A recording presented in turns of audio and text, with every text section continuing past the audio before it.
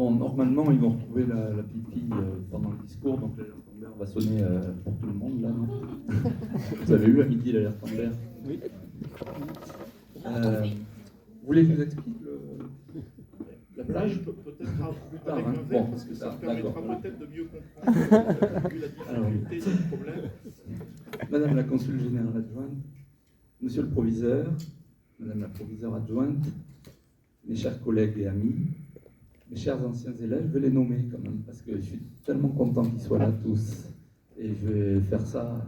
98, c'était, ils ont eu le bac en 99, Dan Levan et Dominique Bichen. 2004, Andréane Sanan de l'Étoile et Arthur Guez. 2008, Badr Ibrahim, Étienne Saint-Louis et Morad. Morad Neu, parce que j'ai oublié ton nom de famille, et sur Facebook c'est Neu. Et puis c'est tout. Monsieur le gardien, on en parlera après. Et ma chère famille. Quel beau métier, professeur. C'est pas seulement une contrepétrie. Bon, vous chercherez plus tard, hein, là vous m'écoutez, pour l'instant, cette phrase, je la vis au quotidien depuis que j'ai la chance d'enseigner. Dans mon parcours d'enseignant, 4 personnes ont particulièrement compté pour moi.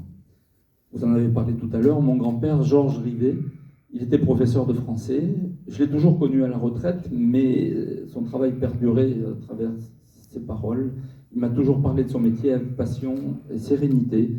Je sentais quelqu'un qui avait fait ce métier-là avec sérénité, oui, et engagement. Et il recevait encore l'US à 90 ans à la maison, il était encore au SNES. Il est parti au Maroc en début de carrière, et il a eu ses enfants là-bas. Il n'est jamais revenu du Maroc. Un peu comme moi avec le Québec, finalement, je l'imitais dans bien des aspects. Et il avait les palmes académiques. C'est principalement à cause de lui que je suis fier de les recevoir, parce que je pense qu'il aurait été fier pour moi. Et puis, dernière anecdote sur lui, il est né en 1899, il est mort en 2001. Il a traversé tout le XXe siècle. Après, il y a eu Madame Normand, ma prof de maths en 4e et en 3e. Tous les élèves qui m'ont eu en 4e, ils la connaissent, Madame Normand, parce que j'en parle tout le temps. Madame Normand, elle nous disait ci, elle nous disait ça. Et elle m'a vraiment donné envie de faire ce métier. C'est pour essayer de faire aussi bien qu'elle que j'ai eu envie d'être prof. Et puis il y a eu Monsieur Gauthier, ça c'était mon premier proviseur aux Herbiers, vous disiez en France, enfin un coin spécial de France, en Vendée, dans un lycée public qui essayait d'exister au cœur de la chouannerie et des écoles privées. C'est un lycée qui se créait, c'était une chance exceptionnelle. Il m'a permis de participer à toutes sortes d'aventures pédagogiques. On a organisé des olympiades de maths pour tous les élèves du département de Vendée. On avait 700 participants. J'ai pu enseigner en BTS, j'ai été formateur UFM avec des stagiaires dans ma classe et des formations dans l'UFM.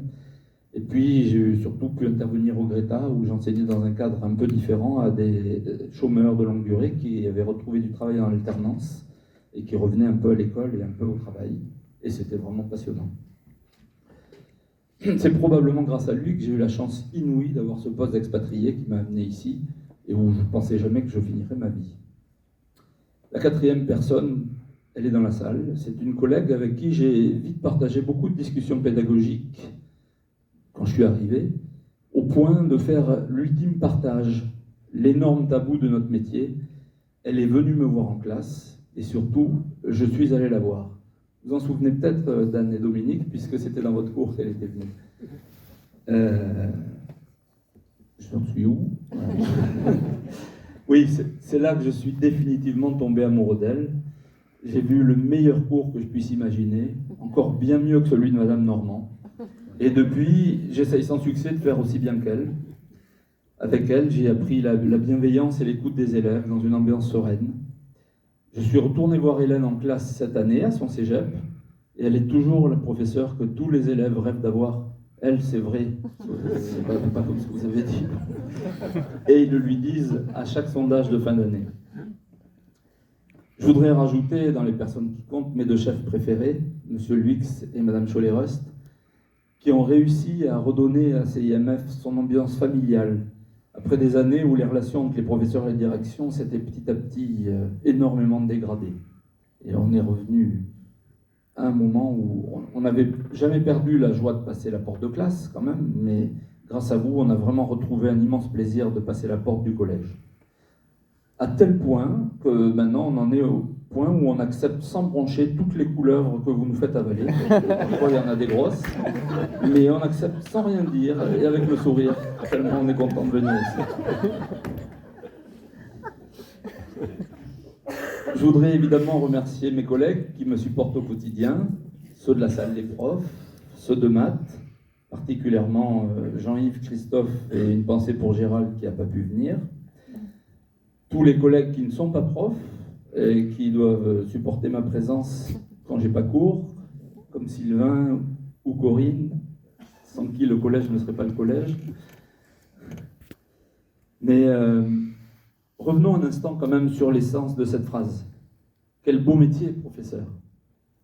Vous n'avez toujours pas trouvé? Alors. Il est beau, mais il est beau uniquement grâce aux élèves. Moi, je remercie les anciens que j'ai invités et qui ont pu venir. J'aurais voulu en inviter bien plus, évidemment. C'est pour eux qu'on travaille, c'est avec eux. Et quand je vois ce que vous êtes devenus, je suis vraiment impressionné. Et je réalise à quel point, c'est moi, j'ai eu tellement de chance de vous côtoyer au quotidien.